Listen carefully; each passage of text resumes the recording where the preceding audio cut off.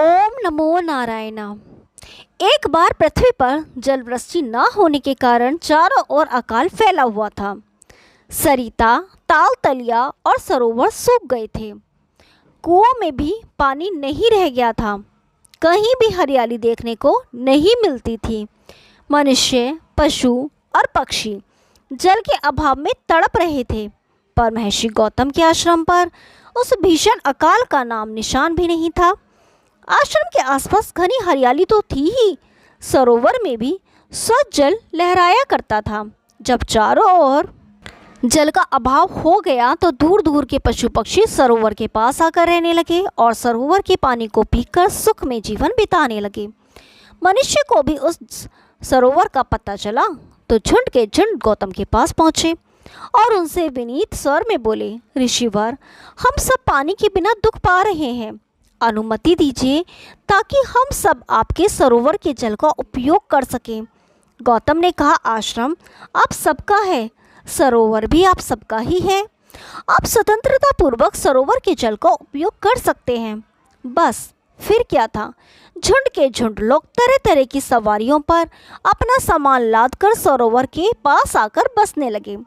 कुछ ही दिनों में सरोवर के आसपास चारों ओर अच्छा खासा नगर बस गया। सरोवर के जल से सबको नया जीवन मिलने लगा। सब गौतम के तप और त्याग की भूरी भूरी प्रशंसा करने लगे। पर मनुष्य में कुछ ऐसे भी लोग थे जो दुष्ट प्रकृति के थे। उन्होंने जब जन जन के मुख से गौतम की प्रशंसा सुनी तो उनके मन में गौतम के प्रति ईर्ष्याग्नि जल उठी। उन्हें गौतम की प्रशंसा नहीं सुहाई।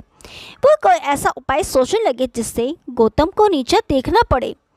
उनके इस प्रयत्न में कुछ ऋषि मुनि भी सम्मिलित हो गए, पर गौतम को नीचा दिखाना सरल काम नहीं था, क्योंकि वे बड़ी निष्ठा से सदा मानव की भलाई में लगे रहते थे।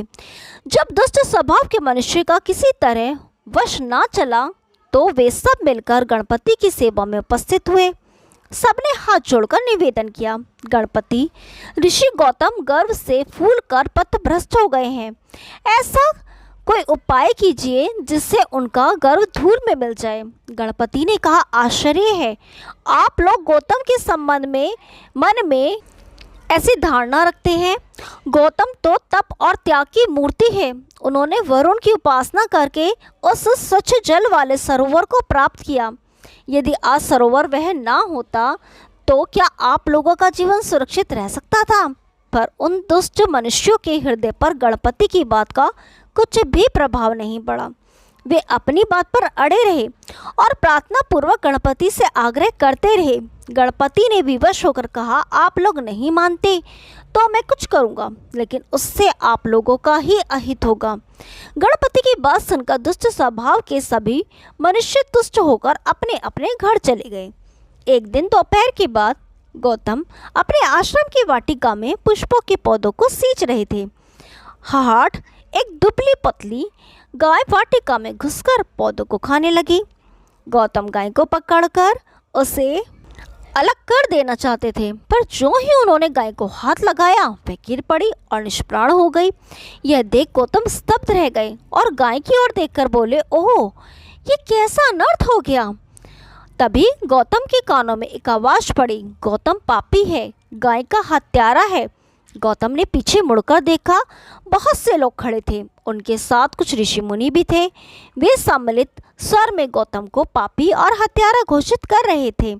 चारों ओर गौतम की निंदा होने लगी। गौतम बहुत दुखी हुए। वे अपने पाप का प्रायश्चित करने के लिए अहल्या के साथ लेकर आश्रम छोड़कर चले गए।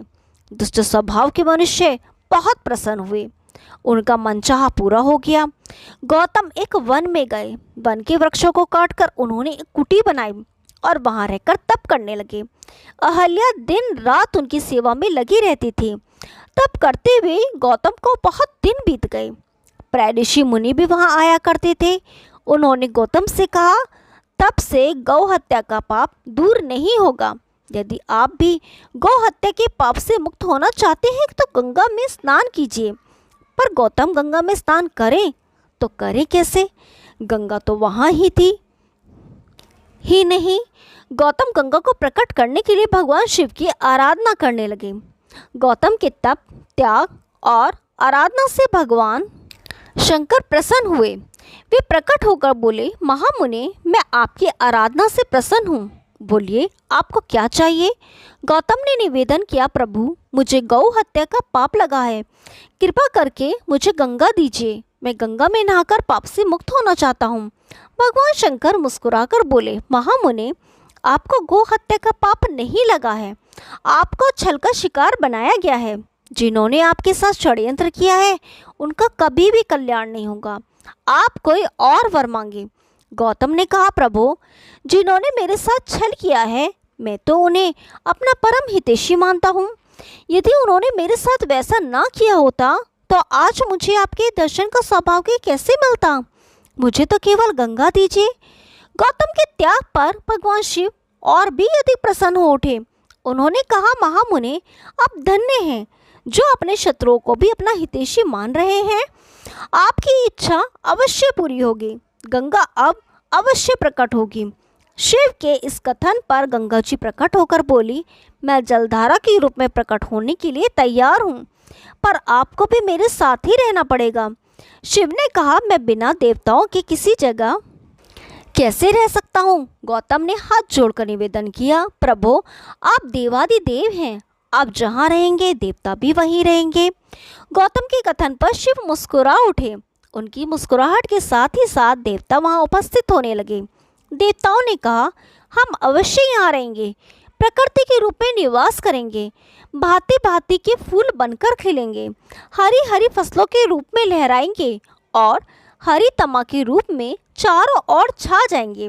देवताओं के कथन के साथ ही गंगा की जलधारा फूट उठी और हर हर ध्वनि के साथ लहराने लगी।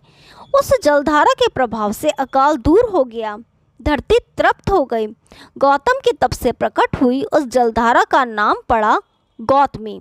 कालांतर में गौतमी ही गोदावरी बनी। हर हर महादेव। यदि आपको ये कहानी पसंद आई तो वीडियो को लाइक कीजिए, शेयर कीजिए और चैनल को सब्सक्राइब कीजिए। हम आपके लिए ऐसी रोचक पुरानी कथाएं लाते रहेंगे। तब तक के लिए नमस्कार।